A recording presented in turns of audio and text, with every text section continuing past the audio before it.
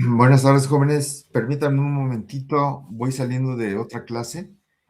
Déjenme buscar la presentación y ahorita empezamos. Unos 2 minutitos nada más.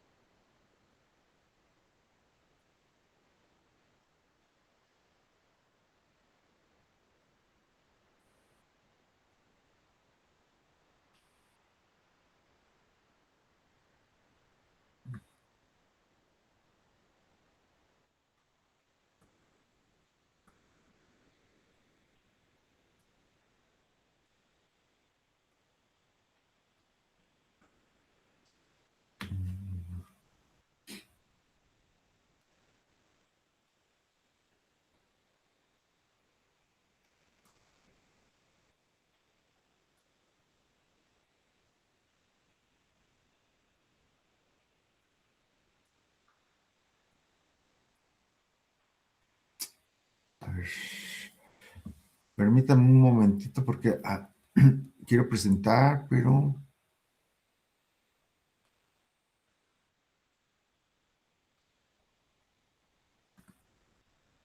no me muestra la opción. Pestaña.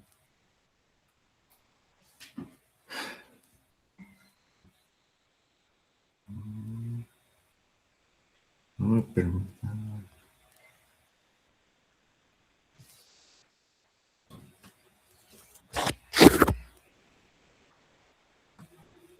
A ver, déjenme.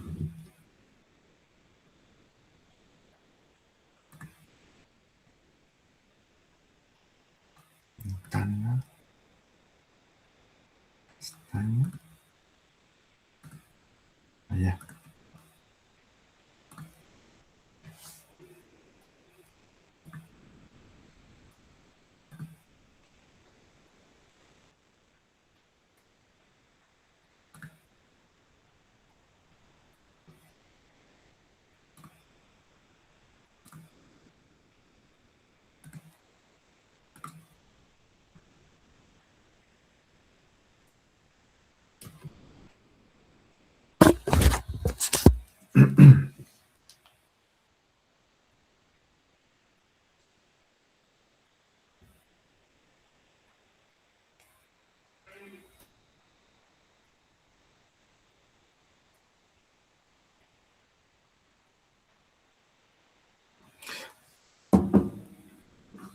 Muy bien, jóvenes, vamos a empezar.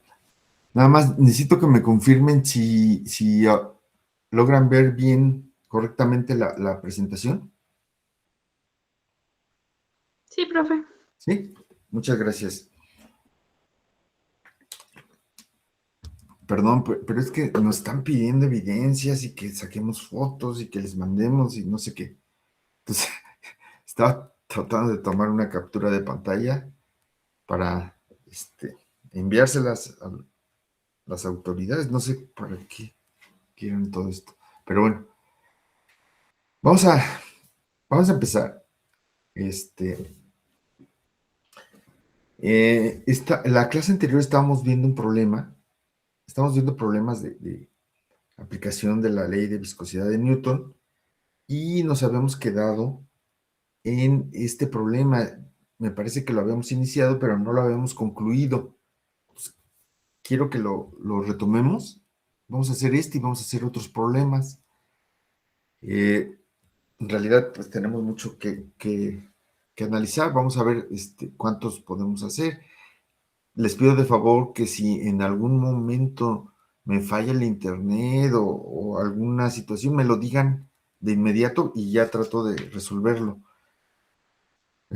Igual, si tienen alguna pregunta, no se preocupen, me pueden interrumpir. Yo no estoy centrado en ver la presentación y no puedo ver. Sí escucho a veces cuando levanta la mano o algo, pero si quieren abrir su micrófono y preguntarme, háganlo, por favor.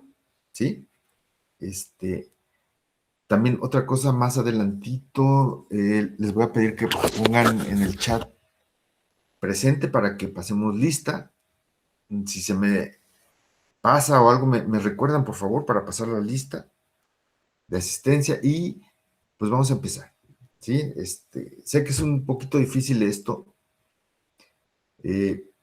Dar clase en línea no es la mejor opción porque no lo estoy viendo y a veces no sé si están poniendo atención. Ojalá y que sí.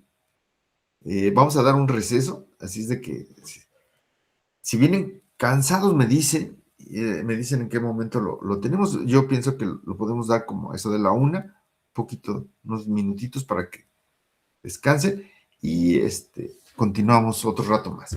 Entonces voy a retomar este ejercicio.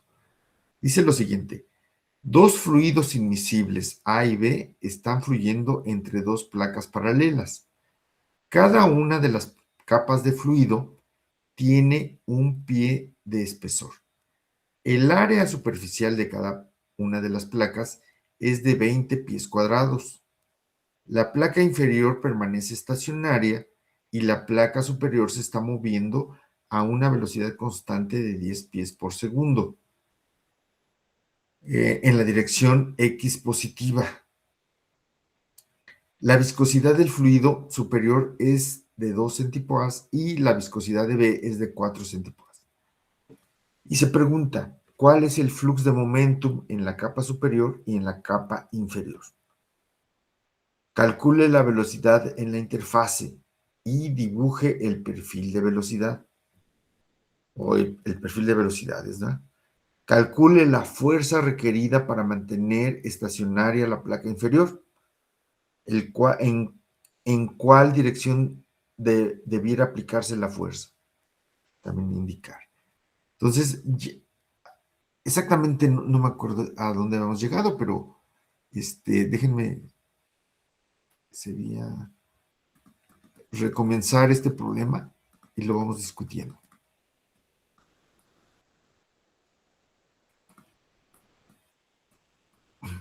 Aquí está. Entonces, este es el ejercicio.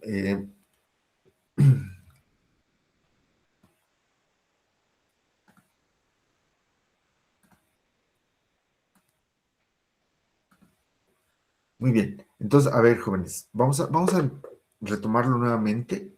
Entonces, tenemos dos fluidos inmisibles. Imagínense que son, por ejemplo, agua y aceite, ¿no? Que no se pueden mezclar. Entonces, y los pasamos o están entre dos placas, ¿no? El experimento de las placas. La placa de abajo no se mueve, ¿sí? Entonces le ponemos que la velocidad ux1 es igual a 0. Recuerden que habíamos tomado las direcciones de esta dirección, le habíamos llamado x y esta y, ¿sí? Entonces, ux1, que se refiere a la condición de no deslizamiento, recuerden, nos está diciendo que el fluido en esta frontera no se mueve. Y luego tenemos aquí esta zona, que es donde coinciden las dos fases líquidas. Esta zona, que es una frontera, en realidad, es lo que se conoce como interfase. Interfase. Es una frontera que no tiene espesor, no almacena masa, no almacena energía. Ahí simplemente coinciden las dos fases, ¿sí? Es común a las dos fases, ¿ok? Entonces, por la parte de arriba, pues tenemos al otro fluido. Y aquí la pregunta sería, o sea, ¿qué es lo que está pasando físicamente? Entonces se mueve la placa de arriba y ¿qué es lo que pasa con los dos fluidos que están ahí? Tenemos las condiciones de no deslizamiento, o sea, en la placa de arriba se forma la capa de fluido adherida, ¿no? Y esta se mueve con la misma velocidad de la placa. Abajo también se forma la condición de no deslizamiento y esta no se mueve, tiene velocidad cero. Pero este fluido que va pegado sí se mueve con esta velocidad de 10 pies por segundo. Entonces, ¿qué es lo que pasa físicamente? Se empieza a mover la placa superior y empieza, por la fricción, empieza a, a friccionar con las láminas de fluido que están abajo. El fluido que está abajo es el fluido 1 o A. En este caso le llamé A, fluido A y fluido B. Entonces, se empiezan a formar, se empieza a mover este fluido, ¿sí? Con una cierta velocidad, ¿sí? Las láminas que van más pegaditas hacia a la placa superior se mueven más rápido y luego su velocidad va decreciendo conforme se acercan a la interfase, ¿sí? Aquí se sigue moviendo el fluido en la interfase. Esta velocidad de la interfase es común tanto a la fase A como a la fase B. ¿Y después qué pasa? Una vez que ya cambiamos de fase, llega un momento en que el fluido A está en contacto con el B. Igual hace fricción con el fluido B. Le transfiere momentum el fluido A al fluido B, porque ahí no tenemos ninguna placa que esté interfiriendo con el transporte de momentum. Entonces aquí sí quiero que hagan un esfuerzo y que traten de entender físicamente lo que está pasando. Como no hay una placa, en realidad tenemos un sistema, por decirlo así, continuo de transporte de momentum, ¿sí? Diferente a cuando teníamos en el otro ejercicio una placa que se le aplicaba una fuerza, una placa delgada, ¿verdad? Ahí como que cuando teníamos la placa delgada, como que partía en dos el sistema.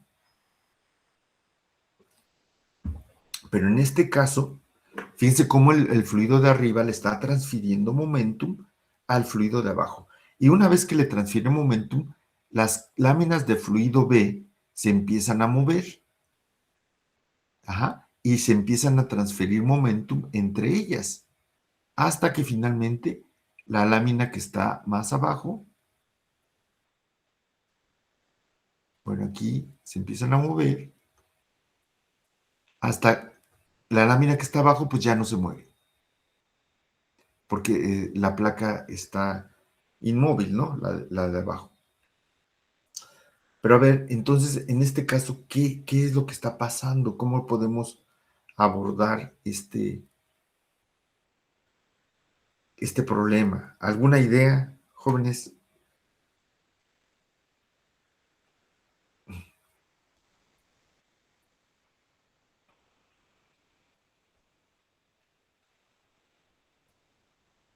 Algunos, a ver, ideas, denme algunas ideas de lo que está pasando, cómo lo están pensando ustedes. Quisiera escucharlos, a ver, opiniones.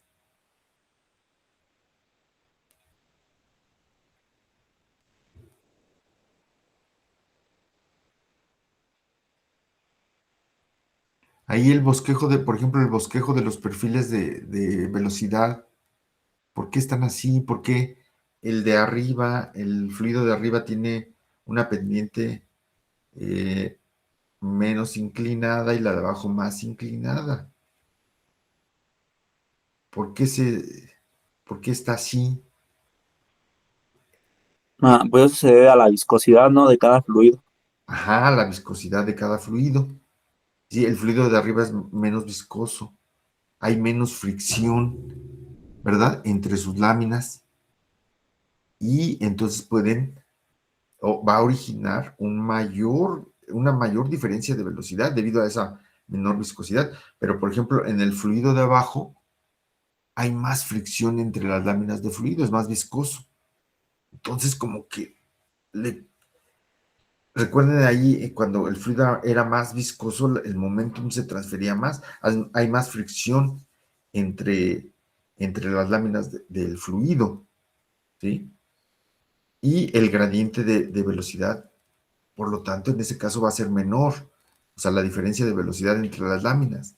Por eso, fíjense cómo aquí en este caso, en el fluido de abajo, ahí la diferencia de velocidad, estas láminas que están en la parte de arriba tienen esta velocidad y ya la diferencia de velocidad con respecto a las que están más abajo es menor que, por ejemplo, acá sí se mueve más rápido y aquí más lento. La diferencia de velocidad aquí pues es mayor. Aquí lo pueden ver por la pendiente, ¿no?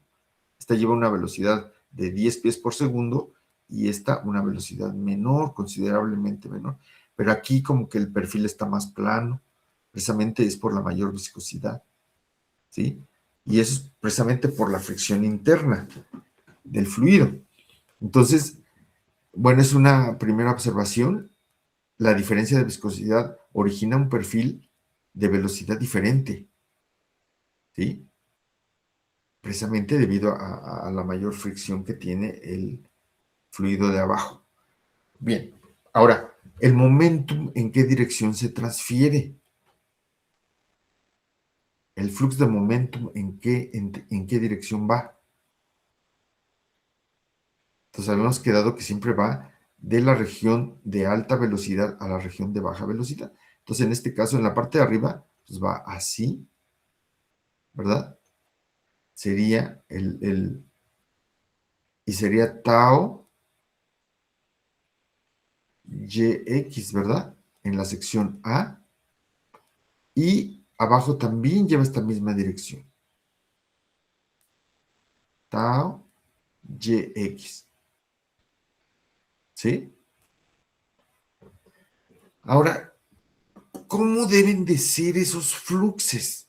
A ver, si nosotros calculamos el flux en el fluido de arriba y calculamos o planteamos el flux, la ecuación para el flux en la sección de abajo, ¿cómo deberían de ser esos fluxes en estado estacionario? Iguales, ¿no? ¿Por qué iguales? Sí, es correcto, pero ¿por qué? Porque había mencionado que la fuerza, no, la fuerza debe ser la misma Ajá, se va recorriendo de la misma intensidad. ok. Es Es que la no sé cómo misma fuerza. explicarme. Ajá, la fuerza que pasa entre, o sea, finalmente el flujo de momentum es una fuerza. Entonces, está pasando una fuerza de las láminas de arriba hacia las de abajo. Y esa fuerza, la fuerza que pasa entre la lámina 2 y la lámina 3 tiene que ser igual a la fuerza que pasa entre la 3 y la 4 y así sucesivamente hacia abajo. Cuando se encuentra el otro fluido, sigue ocurriendo lo mismo. La fuerza que se tiene que transferir tiene que ser la misma. Ajá, porque si no ocurriera eso, habría una acumulación de fuerzas y el proceso ya no entraría en estacionario. Entonces, fíjense bien, como en este caso la fuerza, tanto la fuerza como el área, es la misma, el flux de momentum también tiene que ser el mismo. ¿Cuál es la diferencia? Porque fíjense bien, cuando hicimos el problema donde en lugar de la interfase teníamos una placa moviéndose, ahí calculamos el flux de arriba y el flux de abajo en dos secciones y eran diferentes. Entonces, en ese caso, la placa de en medio, la lámina delgada, lo que estaba haciendo era precisamente dividir el sistema en dos. Por decirlo así, eran independientes. Pero vean cómo en este caso no son independientes, sino que el flux que se transporta aquí, en la sección de arriba, tiene que ser igual al flux que se transporta en la parte de abajo. Porque no hay nada que esté interviniendo aquí para separar estas dos zonas. O sea, hay una interfase, pero esta interfase le da continuidad al sistema. No como cuando tenemos una placa que interrumpe todo el sistema, ¿no? Y nos hace apreciar el sistema como si estuviera dividido en dos partes diferentes, ¿no? En este caso no, es una continuidad y entonces decimos que el flux que se transfiere en la sección del fluido A tiene que ser igual al flux que se transfiere en la sección del fluido B. Hay una continuidad en el flux de momentum. A ver, eso que acabamos de decir es muy importante, ¿sí? Generalmente a veces les causa un poco de confusión. Es otra de las cuestiones que a veces me gusta aclarar porque les causa confusión. Entonces, quiero que aprecien la diferencia física, ¿no? O sea, en este caso no tenemos una lámina que estemos a la cual estemos aplicando una fuerza. Por lo tanto, el sistema es continuo desde el fluido A hasta el fluido B. Y entonces, en este caso, debe de haber una continuidad en el flux de momento. Por eso los podemos igualar, ¿sí? En los diferentes fluidos. Y no así en el caso donde tenemos una lámina donde estamos aplicando una fuerza, ¿sí? Entonces, ahí nada más hay que tener mucho cuidado. Y entonces, si sabemos que debe de haber continuidad en el flux en este sistema, pues entonces, ¿cómo lo podemos plantear? Podemos escribir la ley de viscosidad para el fluido A. No podemos escribir, fíjense bien, una ley de viscosidad para los dos fluidos, porque tienen viscosidades diferentes, ¿sí? Tenemos que aplicar la ley de viscosidad para el fluido A y luego para el fluido B. Lo que sí podemos igualar posteriormente es el flux. Si despejamos el flux o tenemos la expresión del flux para cada uno de los fluidos, después los podemos igualar. ¿Qué otra cosa es importante podemos notar? Esta velocidad de la interfase, que le llamé UX2, va a ser la misma para el fluido A que para el fluido B. ¿Sí? ¿Sí lo ven? Esta velocidad es la velocidad exactamente en la interfase, en esa frontera, y va a tener un único valor. O sea, es donde coinciden ambos fluidos, pero va a ser común a ambos. Entonces, esta no va a cambiar dependiendo del fluido, es la misma, coincide para ambos. Entonces, ahí es algo importante también que lo puedan entender, ¿no? Entonces vamos a usar la ley de Newton y vamos a suponer que es un proceso en estado estacionario. Dice, notar que el esfuerzo cortante y el flux de momentum es constante en cualquier zona del fluido. ¿Ok? Incluso en la interfase, en cualquier zona. O sea, tanto en el fluido A como en el fluido B se conserva. ¿Sí? Entonces aquí lo primero que hice fue cambiar las unidades. Voy a trabajar en el sistema inglés. Entonces, 2 centipoas lo vamos a convertir a libras sobre pie segundo. Este es el factor de conversión. Un centipodas equivale a 6.7197 por 10 a la menos 4 libras sobre pie segundo. Y hacemos la conversión tanto para el fluido A como para el fluido B, sus viscosidades. Y aplicamos la ley de viscosidad de Newton a cada fluido. Aquí lo hice en un solo paso. Sí, espero que no cause confusión. Esta expresión, esta primera expresión pertenece al fluido A. Tau Yx de A es igual a menos la viscosidad por, aquí le quité la X, espero también que no cause confusión, sería Ux2 menos Ux3, entre Y2 menos Y3. El fluido A se ubica, vean cómo dividimos aquí las direcciones, empieza de Y1, Y2 en la interfase y Y3 en la parte donde termina el fluido. Y aquí le llamamos Ux1, Ux2 y Ux3. Aunque en las ecuaciones le quité la X, pero es la misma. U2 menos U3, Ux2, Ux3. Y Y2 menos Y3. Eso es para el fluido A. Sabemos que es igual al flux del fluido B. Entonces lo igualé. Esta otra parte pertenece al fluido, a lo que es el fluido B. Y ese va desde Ux1 hasta Ux2. El fluido B va de aquí a acá. Entonces la integración se hace desde Y1 hasta Y2 y desde Ux1 a Ux2. Aquí Ux1, Ux2, Y1 y Y2. Y los igualamos aquí mismo. Nos damos cuenta de que al igualar esto, conozco todo excepto la velocidad en la interfase que es U2, que está en ambas ecuaciones, ¿no? Cuando los igualamos me queda una ecuación, una sola ecuación con una incógnita, que es Ux2.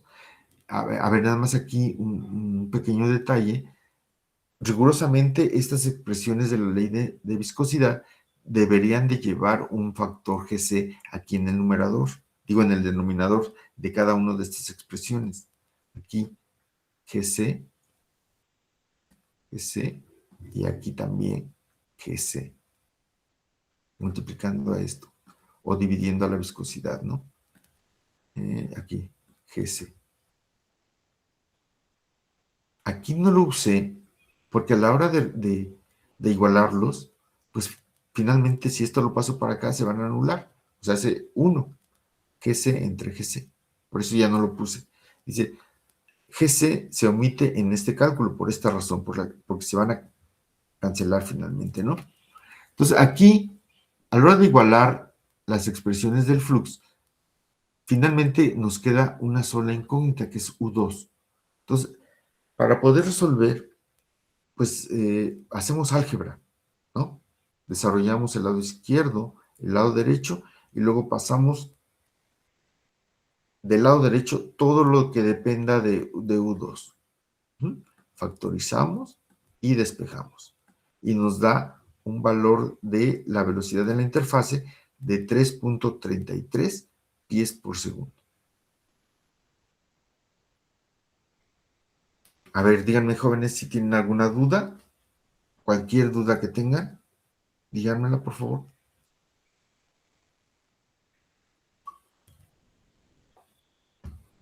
¿No? Bueno, con eso calculamos esa velocidad de la interfase. Recuerden que esa velocidad es común a ambas zonas.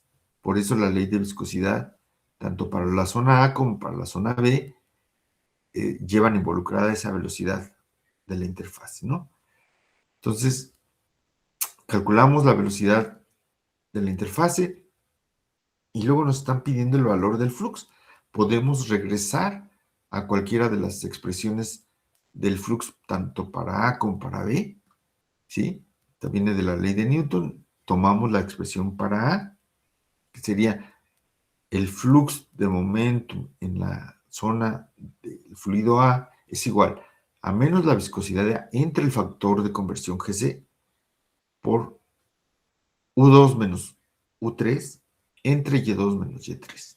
Y lo único que hacemos es sustituir. Tenemos todo, UX2, UX3, las distancias, la viscosidad, el factor Gc, sustituimos y el resultado nos da en libra fuerza por pie cuadrado, ¿sí? Todo es consistente en unidades, debe de ser consistente, ¿sí? Pero hay que tener cuidado de manejarlo en las unidades apropiadas, la velocidad en pies por segundo y la posición en pies. Entonces, calculamos el flux y nos da de 2.786 por 10 a la menos 4 libra fuerza por pie cuadrado. Es una de las preguntas que nos hacían, ¿no? Y la otra era la fuerza. ¿Qué fuerza se tiene que aplicar? Pues la fuerza que tenemos que aplicar para mantener la placa de abajo inmóvil, ¿sí? Porque se tiene que aplicar una fuerza. O sea, de hecho, el fluido trata de que se mueva esa placa de abajo, pero para que no se mueva, tenemos que aplicar una fuerza en sentido contrario. Entonces, ¿esa cómo la obtenemos? Ya que tenemos el flux, sabemos que ese flux también es equivalente o tiene la misma magnitud que el esfuerzo cortante, una fuerza por unidad de área. Entonces, despejamos la fuerza multiplicando el lado derecho por el área de la placa, y nos da una fuerza de 5.57 por 10 a la menos 3 libra fuerza. Ahora, aquí no se puso, pero ¿en qué dirección debe de aplicarse la fuerza para que la placa de abajo no se esté moviendo? ¿En qué dirección, jóvenes? Recuerden que la que se mueve es esta, el fluido se mueve, transmite momentum, y cuando llega aquí abajo, esta fricción que hace la última capa con la condición de no deslizamiento hace, rigurosamente aplica una fuerza que, si no tuviéramos una fuerza deteniendo esta placa de abajo, esta se movería también, ¿sí? Entonces, se le tiene que aplicar esa fuerza, pero en sentido contrario, así, en dirección menos X. Aquí no lo dice, pero tendría que ser una fuerza en dirección en X negativa, ¿no? ¿Sí me entendieron, jóvenes? Sí. ¿Sí? Ok. ¿Alguna duda con esto que acabamos de hacer? Cuidado nada más con las unidades, hay que ser muy cuidadosos con los signos, con el orden en general en la solución de estos problemas. ¿Estamos bien? ¿Sí? Bueno, déjenme, vamos a hacer otro ejercicio. Tiene que ver ahora, déjenme buscarlo porque estaba por acá arriba. Es el problema 4. Vamos a hacerlo. Vamos a ver el enunciado y luego, aquí está, el problema 4 dice, un sistema de lubricación consiste de un pistón metálico horizontal de 1 centímetro de diámetro externo y 25 centímetros de longitud. El pistón se localiza de forma concéntrica, es decir, está bien centrado dentro de un tubo de 2.6 centímetros de diámetro interior, y en el espacio anular entre el pistón y el cilindro se encuentra aceite de oliva a 25 grados Celsius. Determine la fuerza necesaria en newtons para que el pistón se mueva a una velocidad de 1.2 centímetros por segundo en la dirección Z positiva. Y determine también el perfil de velocidad en el fluido. Entonces, La sección anular es el espacio que queda entre el pistón. El pistón es una barra sólida, cilíndrica, que está dentro de un tubo bien alineado, en el centro, centrado. ¿Sí? Un tubo vacío, o sea, es lo que... Y el pistón entonces va dentro de ese tubo vacío, una barra sólida metálica. ¿Sí? Entonces, en el espacio anular queda un espacio, un hueco, donde se llena con aceite de soya. ¿Sí? Ese es el sistema que estamos describiendo. Y nos piden calcular la fuerza necesaria para que se mueva con una velocidad de 1.2 centímetros por segundo en dirección más z. Y después determine el perfil de velocidad en el fluido. ¿Sí? Vamos a ver el esquema.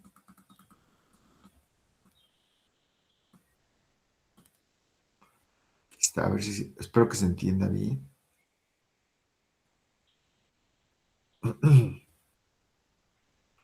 A ver, jóvenes, entonces este que está rayado aquí en medio, pues es el pistón, ¿sí? Se le va a aplicar una fuerza desconocida para que se mueva con una velocidad de 1.2 centímetros por segundo.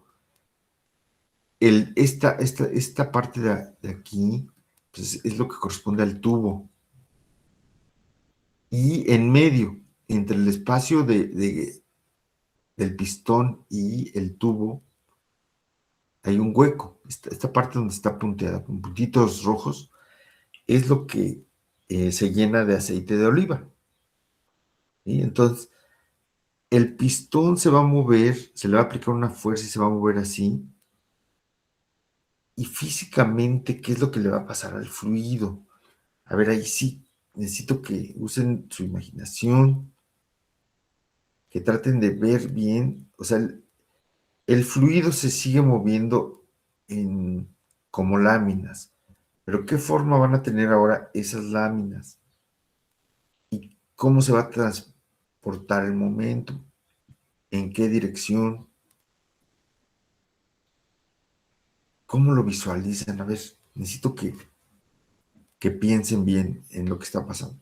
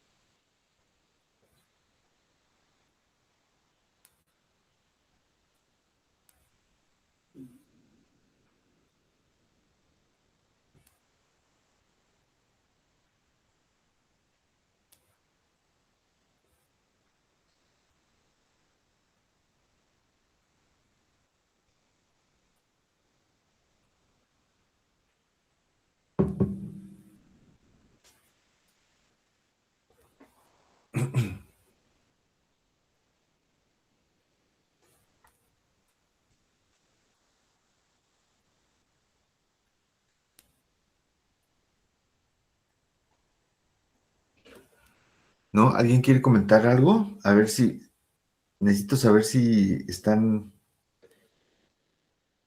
entendiendo qué está pasando en este sistema. Ya no es el problema de las placas planas, sino ahora, fíjense bien, ya cambió la geometría.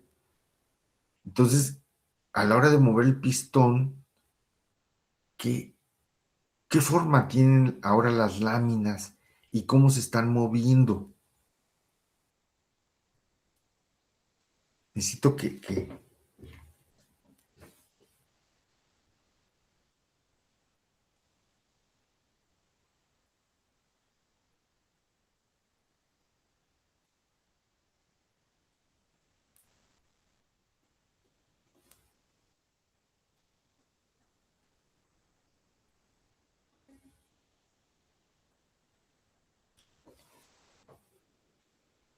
¿no? ¿Alguien quiere opinar? Se estarían moviendo del centro hacia afuera, ¿no? O sea, las placas, Ajá, pero las capas de ¿qué fluido. forma tienen ahora las placas de fluido o las láminas de fluido? Pues como un tipo cilindro. Ajá, es como un pequeño cilindro. Son muchas, es como si tuviéramos un rollo de hojas, pero hechas cilindro, ¿no? Muchas hojas, ¿no? O sea, imagínense que en lugar de que aquí tuviéramos fluido, tuviéramos hojas enrolladas, hojas de papel, pues, enrolladas, ¿no? Entonces, sería, sí, precisamente sería como hojas muy delgaditas, pero ahora sí que enrolladas en forma de cilindro y se están moviendo a diferente velocidad. ¿Cuáles hojas enrolladas se mueven más rápido? ¿Las que están cerca del pistón o las que están cerca de la superficie del tubo? Es un poco Cerca del pistón. cerca del pistón, ¿verdad? Sí, porque el pistón es el que está moviendo y entonces a la hora de que se mueve para acá, arrastra esas láminas que están aquí, ¿sí? Entonces, el perfil de velocidad que vamos a tener, pues va a ser, a ver si alcanzo a... Entonces, aquí, a ver, vamos a seguir teniendo la condición de no deslizamiento, ¿sí? O sea, el fluido que está en contacto con el pistón se va a adherir a él, se va a pegar. Entonces, aquí tenemos, pero si lo pudiéramos quejar, en realidad el fluido está adherido a todo la superficie del pistón, ¿no? Ahí está. Lo tienen que imaginar en 3 dimensiones. Por eso les digo que es un poquito difícil, porque ya no estamos hablando de 2 dimensiones, sino 3 dimensiones, ¿no? Entonces, imagínenselo. Todo el pistón tiene una pequeña capa adherida de fluido. Entonces, a la hora de que se mueve en esta dirección, se mueve para acá, van a existir láminas de fluido, ¿sí? Láminas de fluido, pero ahora son láminas enrolladas, ¿sí? Ay, no sé cómo representarlo. Las láminas que están aquí muy cerca de la superficie del pistón se mueven relativamente rápido, ¿sí? Se mueven rápido. Y las láminas que están más arriba se mueven pero más lento. Entonces, fíjense, estas láminas de fluido se mueven rápido, las que están aquí, y conforme vamos hacia la pared del tubo, el fluido se mueve más lento. Pero estas láminas, esta lámina en particular, bueno, acá abajo también tenemos algo parecido, una lámina que se mueve rápido, y luego las láminas se mueven más lento. Esta lámina es en realidad una lámina enrollada que se está moviendo aquí más rápido que otra que viene un poquito más atrás. Hay otra lámina que viene retrasada, ¿verdad? Pero va sobre esta lámina que se está moviendo. Un poquito diferente, pues, a la geometría anterior. Pero lo importante aquí, y que quiero que noten, es que, a ver, por ejemplo, cuando la fuerza que está pasando, ahora, el transporte de momentum va de aquí hacia, de la superficie del pistón hacia la pared del tubo, ¿sí? Este sería el transporte. Y sería tau, ¿qué subíndices le pongo? Aquí están las direcciones. RZ. Ajá, R, Z, el fluido se mueve en dirección Z y el momentum se transporta en dirección R, hacia arriba. Bueno, es que no es hacia arriba, en realidad es en dirección radial, porque por abajo también va en dirección radial, ¿sí? Ok, bueno, entonces quedamos en que en realidad lo que se está transfiriendo es una fuerza. Entonces, hagan de cuenta que aquí tenemos una lámina de fluido, aquí tenemos otra, la voy a poner un poquito separadas. Entonces, el pistón le transfiere una fuerza aquí entre estas dos láminas, le voy a poner F, y esta fuerza tiene que pasar a través también entre estas láminas, ¿no? Que es la misma fuerza, y esta a su vez hacia otras láminas, que es la misma fuerza. Ahora, mi pregunta, fíjense bien, cuando pasa a través de esta lámina que está aquí, ¿cuál es el área a través de la cual pasa esta fuerza? Sería una lámina que esté dada por este radio, ¿no? El radio que va de aquí hasta acá, ¿sí? Pero cuando pasa a través de esta lámina, esa fuerza, ya es un radio más grande. Entonces el área que atraviesa también es un área más grande. Es decir, cuando la fuerza pasa por aquí o muy cerca del pistón, es un área de una lámina de fluido relativamente pequeña, pero conforme vamos hacia la pared, hacia arriba, como el radio va cambiando, el área también va cambiando. La lámina ya aquí tiene un área más grande que aquí.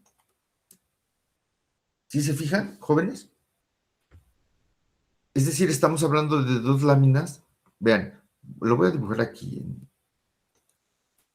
De una lámina enrollada de fluido que tiene esa forma, ¿sí? Hagan de cuenta que es con este radio.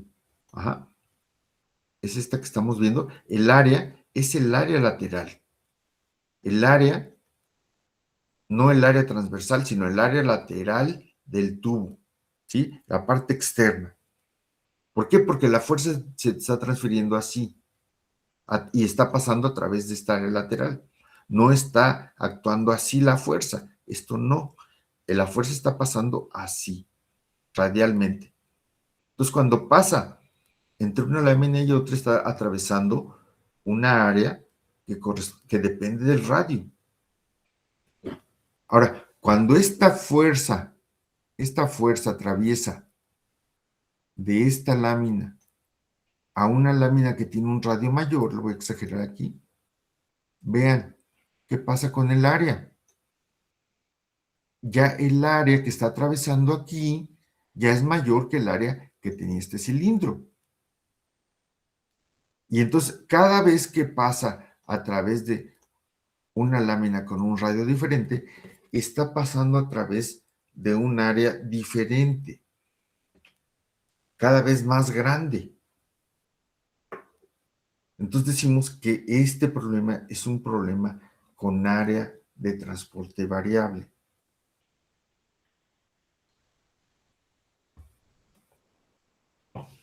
Sí, a ver, jóvenes, piénsenle, por favor, este es un problema que cuesta a veces un poco de trabajo visualizarlo.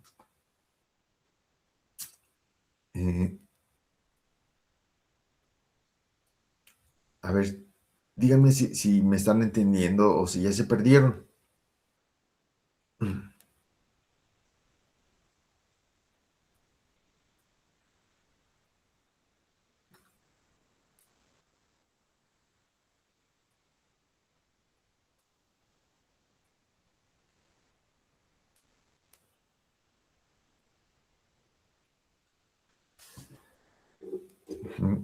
Cuando hablábamos por ejemplo, las placas que se movían, las placas planas, ajá, a ver, así lo voy a... Donde aquí teníamos un fluido, fluido, si esta placa se movía, se aplicaba una fuerza y se movía en esta dirección, eh, el área de transporte, es decir, por ejemplo, aquí una lámina de fluido, del fluido, y que estuviera aquí en medio. La voy a dibujar de otro color. Una lámina del fluido, aquí en medio, por ejemplo, esta lámina. ¿Sí? Bueno, se están pasando se está transfiriendo una fuerza así. de una lámina superior a una lámina inferior. ¿A través de qué área?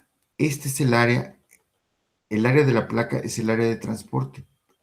En este caso, con esta geometría, el área que tienen todas las láminas de fluido es la misma, ¿sí?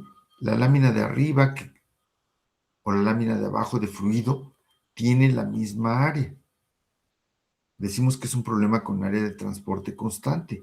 Y la fuerza que se está transportando tiene que atravesar esta área, que es la misma área, estando aquí o sobre la lámina que está un poquito más abajo. Decimos que en este caso es un problema con área de transporte constante. Cuando tenemos esta geometría, el área que atraviesa es esta área del cilindro, es el área lateral del cilindro. Entonces, vean, cuando tengo una lámina de fluido con este radio, pues tengo esta área. Pero cuando nos vamos más hacia arriba, por ejemplo aquí, el radio ya creció y entonces el área ya es más grande, es, toda esta área.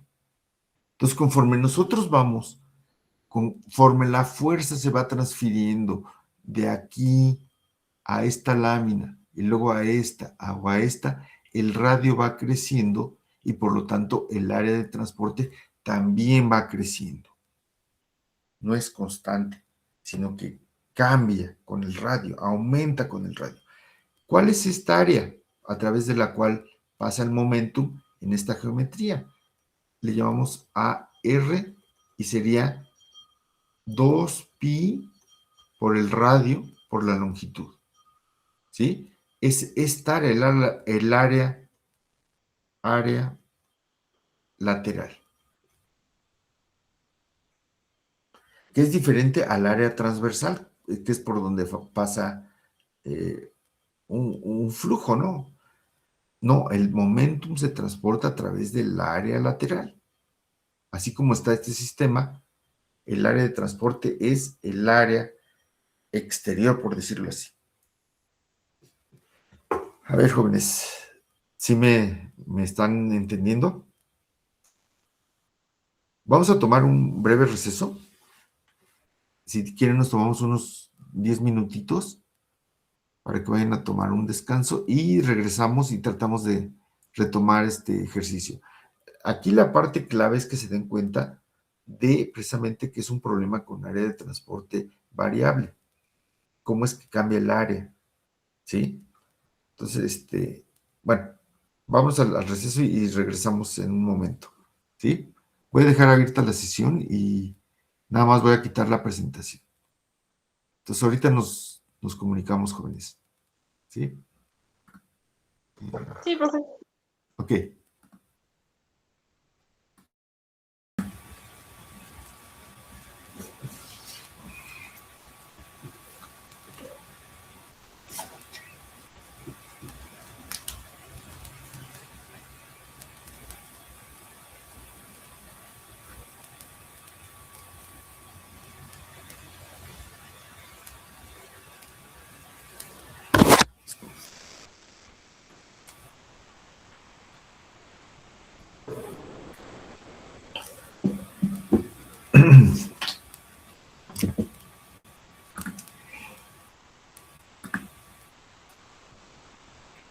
Vamos a continuar, jóvenes.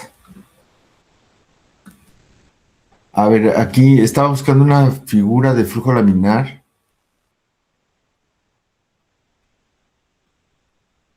Más o menos para que entendamos cómo funciona esto, cómo se vería. A ver, si están viendo la figura. A ver, confírmeme, por favor. Sí, Está... profe. Sí, ok. Sí. Entonces, fíjense bien, más o menos tendrían la forma, estas láminas, cada una de estas, donde tienen las flechitas, sería una lámina de fluido. Vamos a suponer que lo último que se ve sería una cierta forma el pistón que se está jalando y las láminas de fluido van una tras otra, ¿sí? Entonces, fíjense cómo cada una de esas láminas que están enrolladas, que tienen forma cilíndrica, si nosotros sacamos su área externa, pues tiene un área diferente. Entonces, fíjense bien cómo la fuerza se está transfiriendo entre una lámina y otra. De hecho, las láminas que son más pequeñitas le transfieren la fuerza a las láminas que tienen un radio más grande, ¿sí? Entonces, ahí se aprecia bien cómo se van moviendo esas láminas de fluido y cómo cada una de ellas, dependiendo de su radio, tiene un área diferente. Entonces, por eso decimos que el área de transporte es variable, ¿sí? ¿Sí me captan esa idea, jóvenes? Sí, ¿Sí? Entonces, el área sería el área lateral, que sería 2pi por R por L. Ajá. Entonces, a eso nos estábamos refiriendo. Voy a dejar de compartir mm, y me voy a centrar en lo que estábamos viendo, en el problema que estamos analizando. Entonces,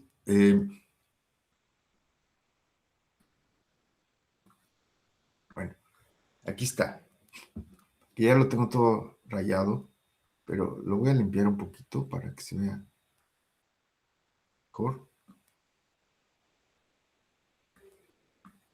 No sé qué está pasando. Bueno, está medio raro esto. Ok, entonces, a ver,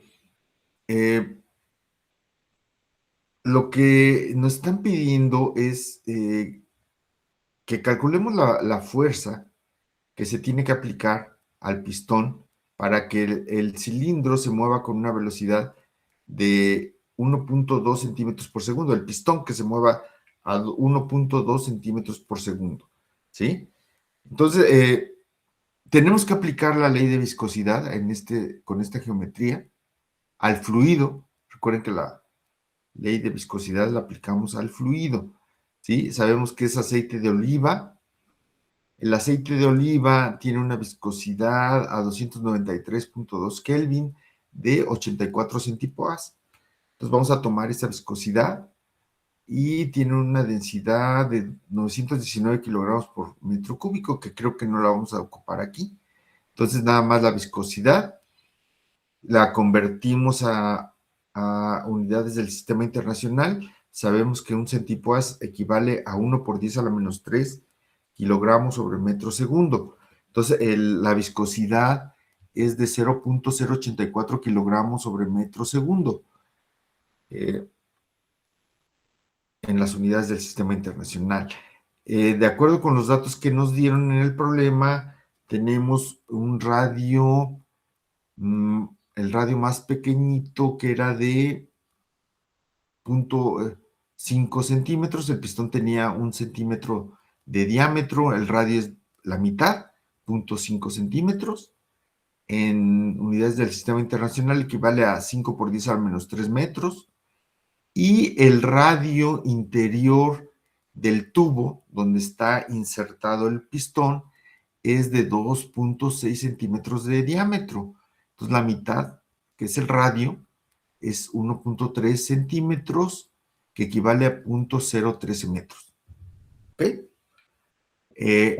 Aquí también es importante poner la nomenclatura.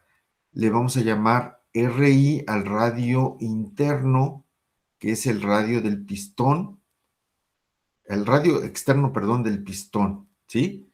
Y R0 va a ser el radio interno del tubo, que sería de 0.013 metros.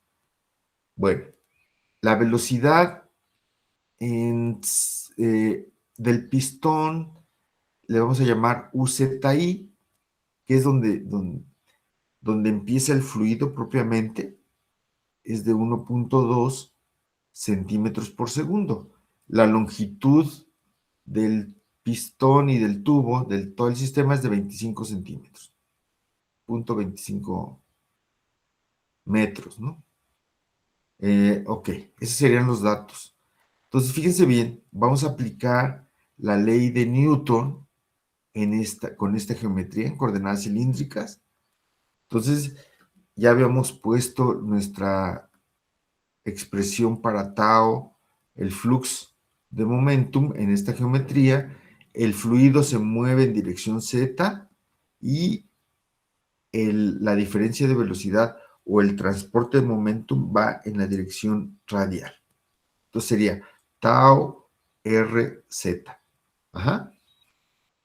Que sería el flux de momentum, que es igual al esfuerzo cortante. La fuerza se aplica en dirección z y el área de transporte es AR, ¿no? El área perpendicular a la dirección de transporte. Entonces, eso es igual a menos la viscosidad por el cambio en la velocidad UZ. Esa velocidad UZ cambia con respecto al radio. Ajá. Entonces, la diferencial de R. Así quedaría la ley de viscosidad de Newton en nuestro caso. ¿Sí? Para esta geometría. Ahora, el área, como es variable, tenemos que expresar en términos del radio. Entonces, es el área lateral y sería 2pi por R por L. ¿Sí? Es el área lateral.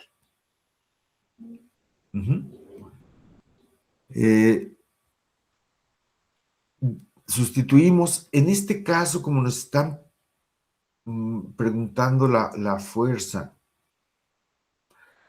Fíjense bien, en este caso, sí hay que ser cuidadosos, porque la fuerza, la dirección del flux de momentum es la dirección radial, ¿sí? El momentum se transporta de la superficie del pistón hacia la pared del tubo, ¿sí? Que sería la dirección en la cual crece también el radio. Es una dirección positiva, ¿sí? Entonces, a ver, me vengo para acá. Entonces, fíjense bien cómo en este tipo de sistemas el radio crece de aquí hacia la pared. Bueno, ay, perdón, es que está medio.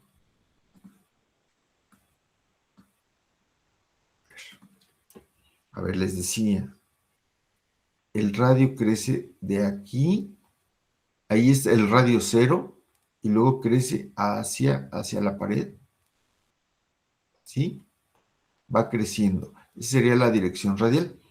El momentum, el flux de momentum se transporta también en esa dirección, de la zona de mayor velocidad, que está por aquí, a la zona de menor velocidad, que está en la parte de arriba, ¿no? Bueno, aquí en la superficie del tubo. Entonces, el momentum se transporta también en esa dirección. Quiere decir que el flux de momentum tiene signo positivo.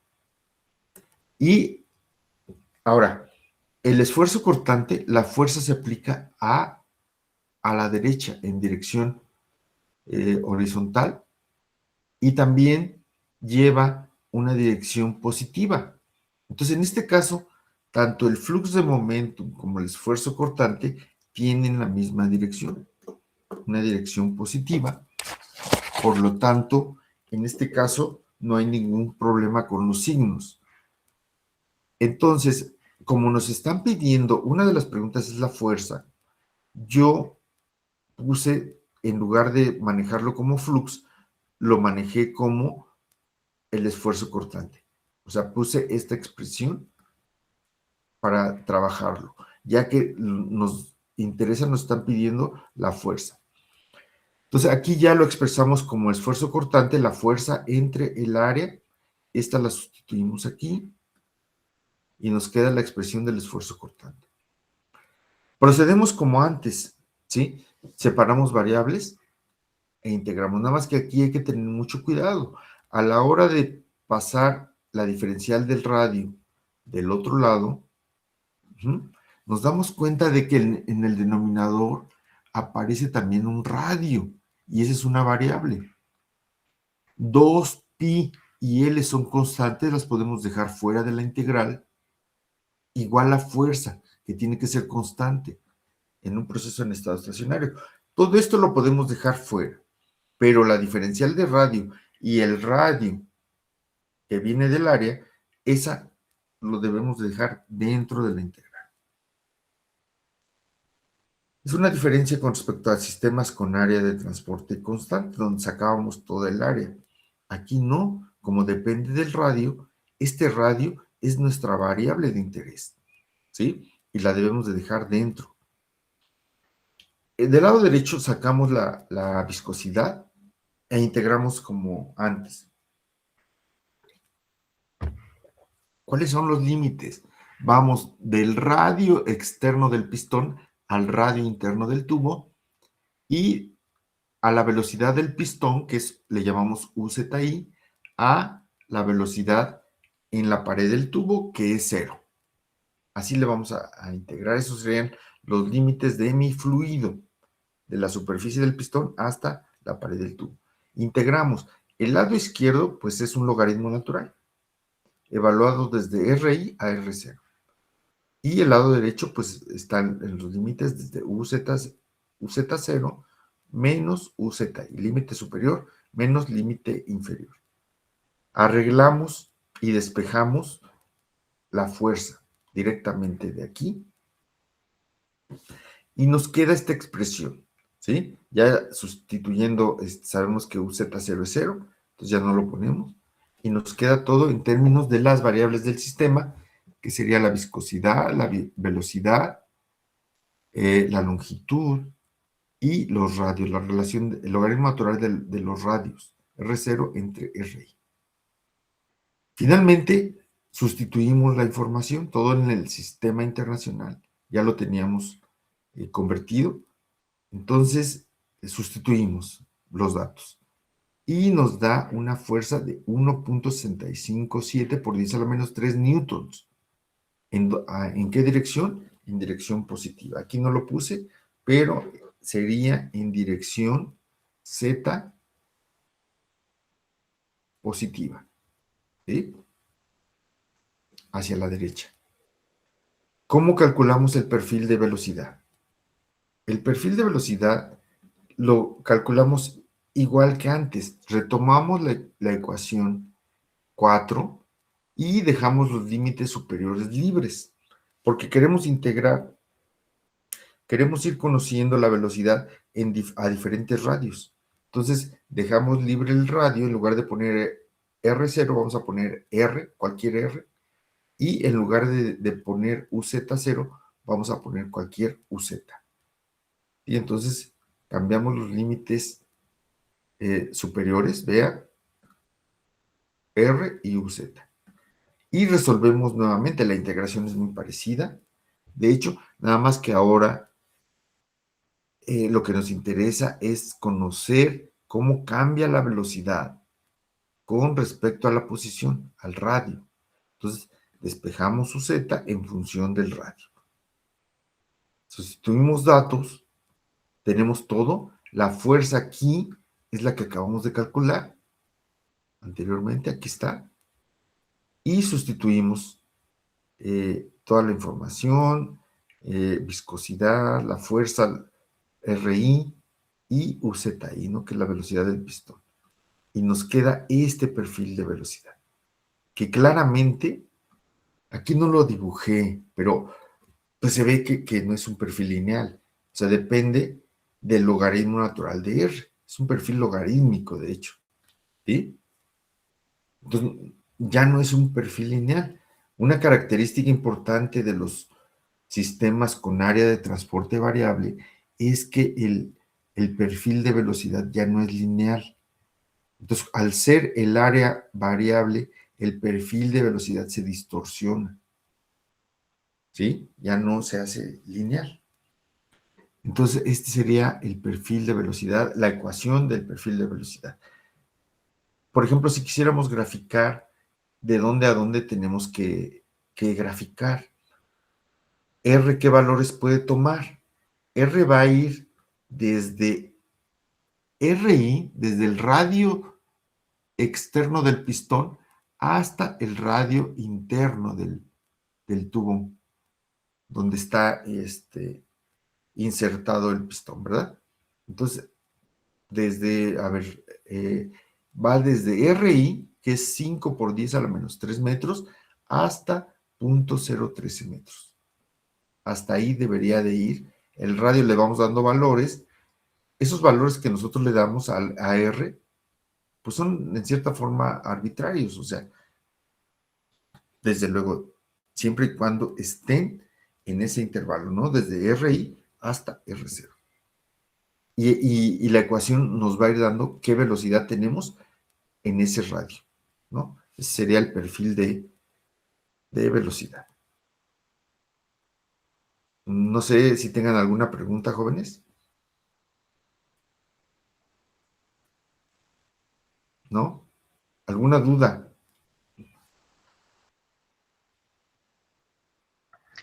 Yo no tengo duda, nada más que no sé si le pueda subir poquito para alcanzar a ver bien, Sí. A ver, ¿en por dónde? favor. ¿En dónde? Díganme. De la ecuación 8. 8. Ah, Ay, sí, gracias. sí. Perdón, no, están copiando, pues. Lo que podemos hacer es que les puedo compartir, si quieren, estos problemas que vimos hoy. Los puedo compartir en Classroom para que los tengan, ¿sí? Para que no se preocupen y tengan este desarrollo. Sí, a ver, díganme porque no los veo. Sí, profe, por favor, compártalos. Sí, sí, sí los comparto. Déjenme en un rato los arreglo, porque ven que tengo más notas y ahí los voy a separar y se los voy a poner en un archivo, ¿sale? Y ya con el enunciado y su solución. Y ya ustedes los checan, para que no tengan ningún problema de que les falte. Y si tienen duda, de todos modos me preguntan, ¿sí? Para que no se preocupen. De cualquier forma, ¿quieres que le baje más? ¿O así? Ahí. Sí, por favor, de una vez. ¿Sí? Tú me dices, ¿ahí está bien o más abajo? Poquito más. Sí, ahí está. Creo que es todo. A ver, Sí. bueno, para los que... Nada más que aquí, por ejemplo, este no es como así. Está. Sí, porque ahorita está todo rayado y mejor se los doy, bueno, sin tantas rayas, limpio, y ya lo subo.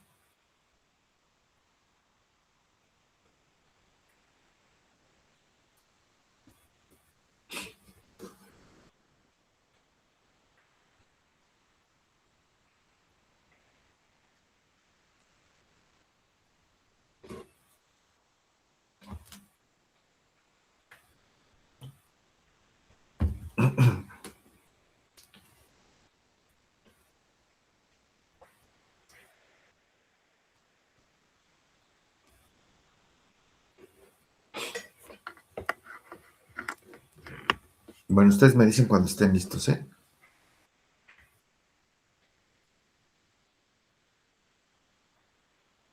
Yo ya. ¿Alguien más que esté copiando o lo puedo cerrar la presentación? ¿Sí, está bien? Ok. Este, voy a dejar de presentar. A ver, de una vez, a ver, en este momento, por favor, todos, quiero que en el chat escriban presente para pasar la lista. Y con eso vamos a pasar la lista y yo la archivo. Me están pidiendo evidencias de la dirección, entonces también necesito para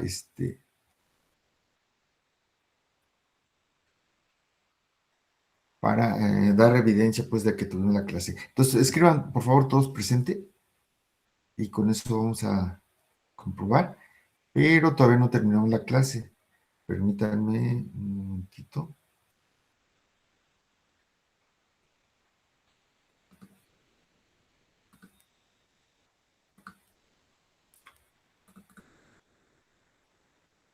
Déjenme.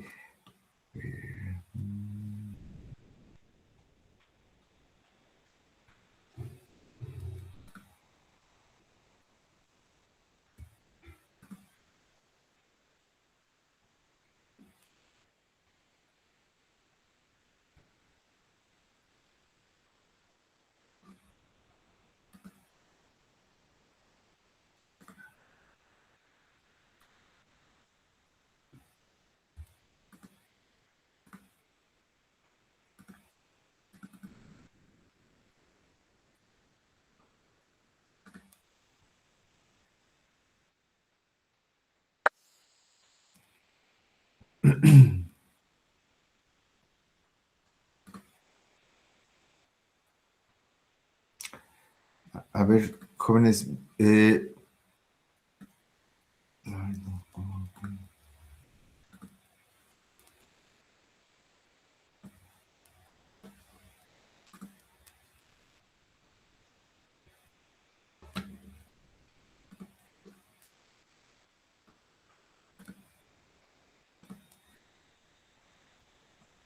A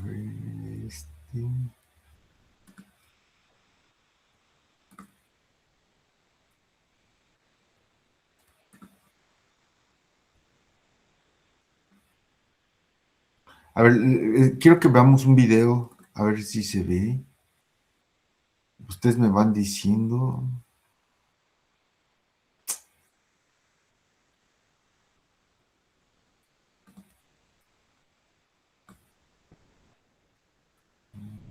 ¿Cómo es esto?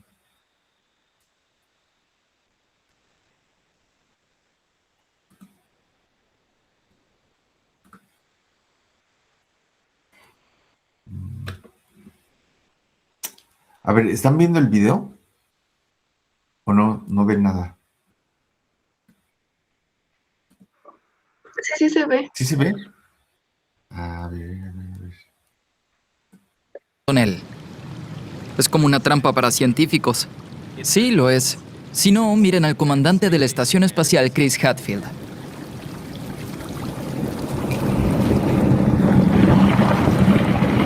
Pero esto no es turbulento. No, esto es en gran parte flujo laminar. ¿Alguien dijo flujo laminar? Por si no lo sabes, a Destin de Smarter Every Day le encanta el flujo laminar, donde todas las partículas del fluido se mueven paralelas entre sí en capas o láminas organizadas. ¡Miren eso! ¡Se formó una burbuja! Donde vivo, bajan la ventanilla de su automóvil cuando me ven y gritan, el flujo turbulento es lo mejor. ¡Wow! Eso me sucede aquí, en Huntsville. Sí. Este es mi argumento para ti, Destin. El flujo laminar es más fácil de amar. Ok. Pero el flujo turbulento, si haces el esfuerzo, es en realidad más genial. No. El flujo turbulento no es mejor que el laminar. Es genial. Pero no es mejor que el flujo laminar. Debo decir que lo entiendo, lo comprendo a Destin. Me refiero a que el flujo laminar es bonito y se comporta bien, mientras que el flujo turbulento es un desastre, en más de un sentido. Es decir, ni siquiera hay una definición universal aceptada de flujo turbulento. Lo sabrás cuando lo veas. ¿Eso sucede con la turbulencia? Más o menos, sí. Entonces, en lugar de una definición formal, en este video vamos a construir una lista de verificación sobre el flujo turbulento para que lo identifiques cuando lo veas. Y la primera característica del flujo turbulento es que es impredecible. Así es, el flujo turbulento es desordenado, impredecible, literalmente caótico por definición. Es decir, que depende sensiblemente de las condiciones iniciales. Por eso, si algo cambiara en algún lugar del fluido, cambiaría completamente el estado final. Y eso significa que no puedes hacer predicciones con el fluido turbulento. Todo lo que puedes hacer es hablar estadísticamente. Aunque están las ecuaciones de Navier-Stokes, que están destinadas a gobernar todo el flujo de fluidos, incluidas las turbulencias, son muy difíciles de resolver. De hecho, existe un premio de $1 millón para quien pueda mostrar progreso en obtener conocimiento con estas ecuaciones para explicar la turbulencia. Por eso, sí, lo entiendo, la turbulencia es un desastre, el flujo laminar es fácil de amar, es como la reina del baile, mientras que el flujo turbulento es como un patito feo. Pero en este video quiero transformar ese patito feo en un hermoso cisne. Quiero que veas que si te esfuerzas, el amor que puedes tener por el flujo turbulento es mucho más profundo y rico que esa aventura casual que tienes con el flujo laminar. Estamos viendo el movimiento del aire en una habitación, que generalmente es turbulenta. En The Physics Girl mostraron una sección transversal de aire usando una máquina de niebla y una lámina láser. Una característica que define al flujo turbulento es que consiste en muchos remolinos de fluido que interactúan, también llamados torbellinos o vórtices. Estos torbellinos abarcan una gran variedad de tamaños. En el caso del aire en una habitación, van desde la escala micrométrica hasta algunos metros de diámetro. ¿Puedes pensar en otro fenómeno físico que exhiba estructuras con ese rango de tamaños? Pero la turbulencia puede ser mucho más grande. La superficie del Sol es turbulenta a medida que el plasma caliente sube a la superficie en enormes corrientes de convección. Las estructuras aquí tienen aproximadamente el tamaño de Texas. Los remolinos turbulentos en Júpiter son aún más grandes. La Gran Mancha Roja es un vórtice más grande que la Tierra. El resto está cubierto con torbellinos de todos los tamaños, hasta los límites de nuestra capacidad de medirlos desde las naves espaciales. Incluso el polvo de estrellas está en movimiento turbulento. Hace que las fuentes de radio titilen, al igual que la turbulencia en nuestra atmósfera hace que las estrellas titilen. Un ejemplo sorprendente de este polvo turbulento es la nebulosa de Orión, con 24 años luz de diámetro. La turbulencia es cósmica, y eso contrasta con el flujo laminar, el cual tiene que ser pequeño.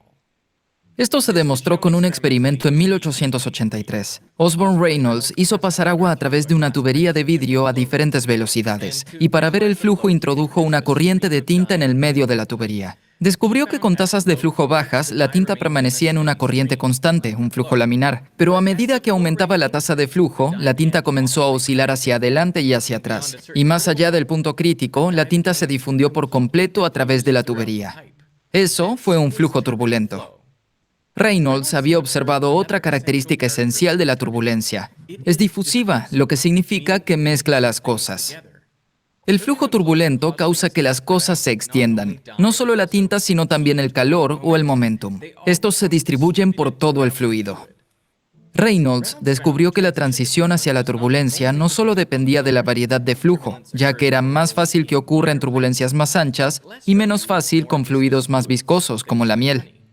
Él calculó una magnitud adimensional, ahora llamada número de Reynolds, igual a la velocidad del fluido, multiplicado por la longitud característica, digamos el diámetro de la tubería, dividido por la viscosidad cinemática, que se puede pensar como la medida de su fricción interna. Altos números de Reynolds dan como resultado un flujo turbulento. Veamos el humo que se eleva desde la llama de una vela. Al principio es laminar, pero los gases calientes se aceleran mientras suben y cuando el número de Reynolds aumenta demasiado, el humo se torna turbulento. Por lo tanto, el flujo laminar solo se produce con números bajos de Reynolds, es decir, que está limitado a bajas velocidades, tamaños pequeños o fluidos viscosos. Por eso, en nuestra vida cotidiana, la mayoría del flujo de fluidos es turbulento. El flujo turbulento es la regla, el flujo laminar es la excepción. El aire que entra y sale de los pulmones es turbulento. La sangre que bombea por la aorta también. La atmósfera cerca de la superficie es turbulenta, al igual que el flujo de aire adentro y alrededor de los cúmulos y de los cumulonimbos. De hecho, el modelado muestra que el flujo turbulento es esencial en la formación de gotas de lluvia. Así que la turbulencia literalmente hace llover. Voy a crear turbulencias con este fluido reoscópico. Reoscópico significa que muestra las corrientes y lo hace al tener estas pequeñas partículas suspendidas en el agua. Lo que notarás si miras este flujo turbulento es que gradualmente se extingue. Eso sucede porque otra característica de la turbulencia es que es disipativa. Es decir, toma energía en las escalas más grandes, en estos grandes torbellinos, y luego esa energía se transfiere a torbellinos cada vez más pequeños, hasta que en escalas más pequeñas esa energía se disipa en el fluido como calor. Y para mantener la turbulencia necesitas una fuente constante de energía, algo para seguir generando esos grandes torbellinos. Por eso solemos pensar en la turbulencia alrededor de los objetos que se mueven a través de fluidos, como aviones, automóviles o barcos. Así que quiero pensar en la interfaz entre un objeto y el fluido. Para eso, imagina un líquido que fluye sobre una superficie plana. Lejos de la superficie, el fluido no se ve afectado, se sigue moviendo con su velocidad de flujo libre. Pero justo en la superficie, debido a la fricción y la adhesión, las moléculas del fluido están efectivamente adheridas a la superficie. Su velocidad es cero. El fluido a su lado solo puede fluir lentamente debido a la fricción con esta capa estacionaria. Al aumentar la distancia desde la superficie, la velocidad de los fluidos aumenta desde cero hasta que alcanza la velocidad de flujo libre. Y esta región de ajuste de velocidad se conoce como capa límite. En este caso es una capa límite laminar. Para formar esta capa límite, la superficie aplica una fuerza al fluido.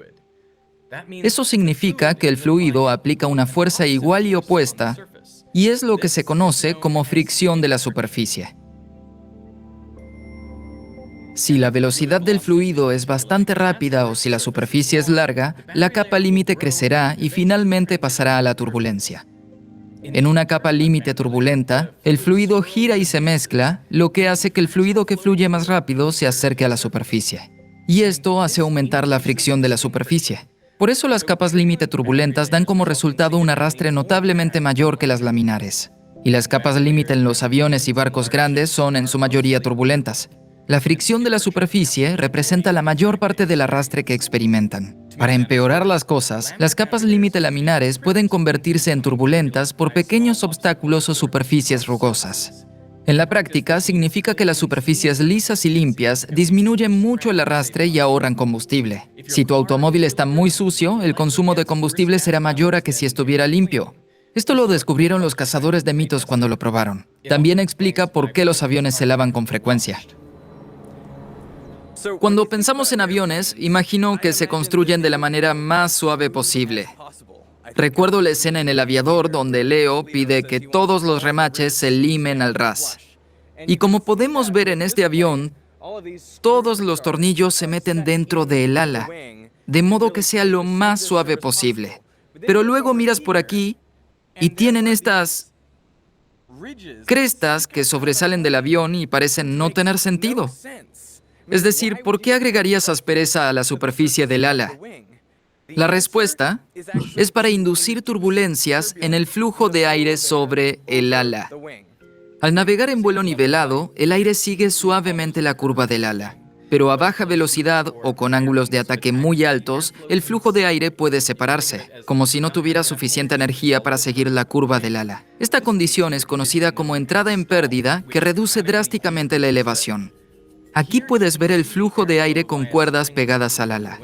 Y a medida que el avión desacelera, el flujo se separa y las cuerdas se vuelven locas. Este avión ha entrado en pérdida. La forma de retrasar la separación del flujo y la pérdida es agregando pequeñas aletas en el ala llamadas generadores de vórtices. Los generadores de vórtices causan turbulencias que mezclan el flujo de aire más rápido de arriba con el de abajo más cerca de la superficie.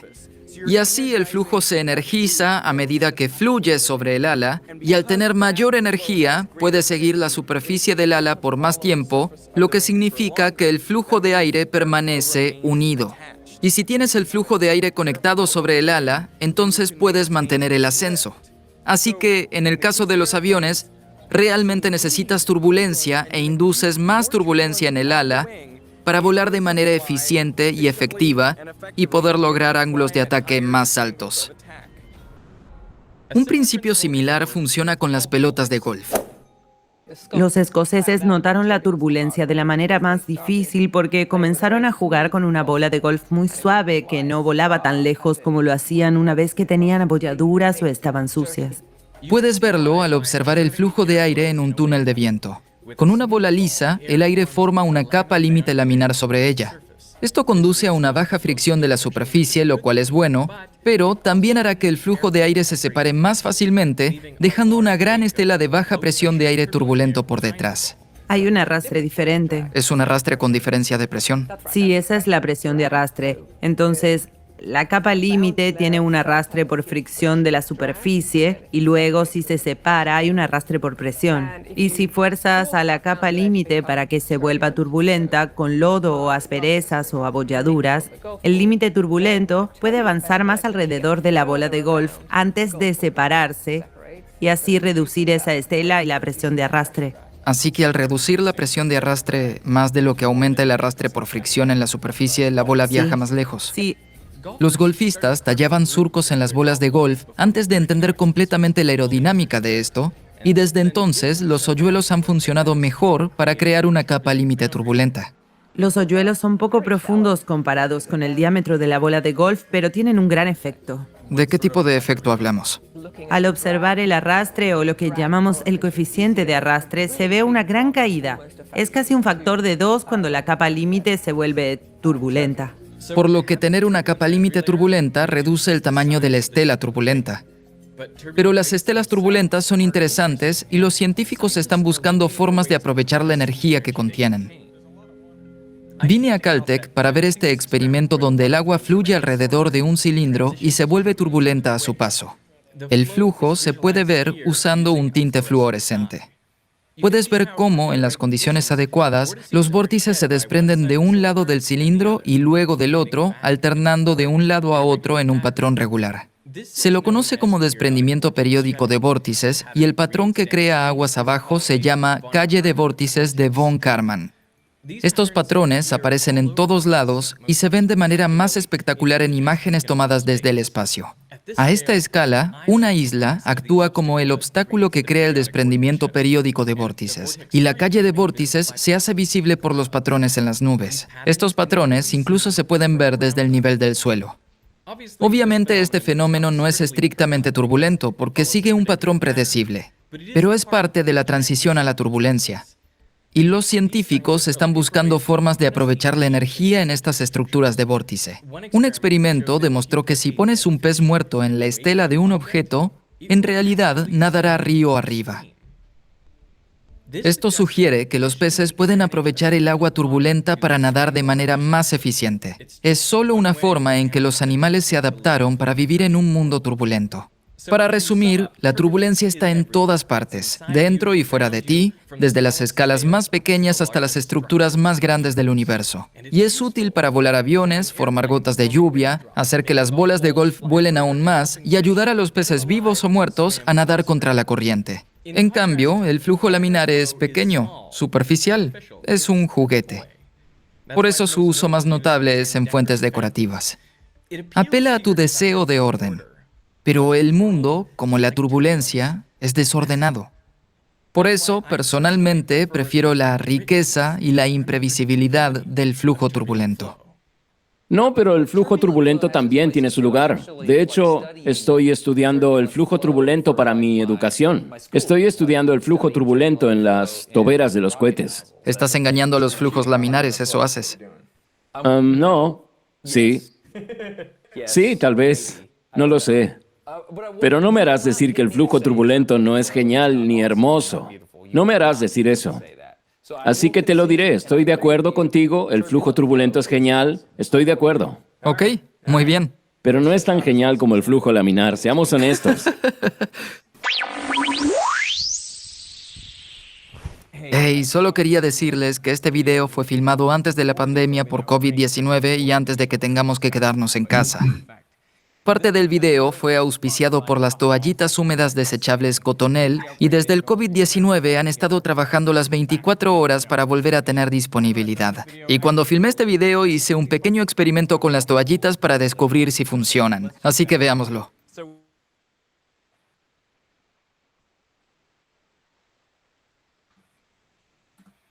Muy bien, jóvenes. Era un video que quería presentarles desde hace tiempo. Tengo algunos otros que se los voy a compartir. Algunas partes interesantes que tienen que ver con el curso. A lo mejor ahorita todavía eso de flujo turbulento lo vamos a ver un poquito después. Pero quería que vieran la parte de flujo laminar un poco. Lo que habla y la diferencia precisamente con el flujo turbulento. Entonces, pues le dejamos por hoy aquí. Y nos vemos la próxima clase, yo creo que ya va a ser en el salón, el miércoles, y continuamos con los ejercicios que estamos analizando.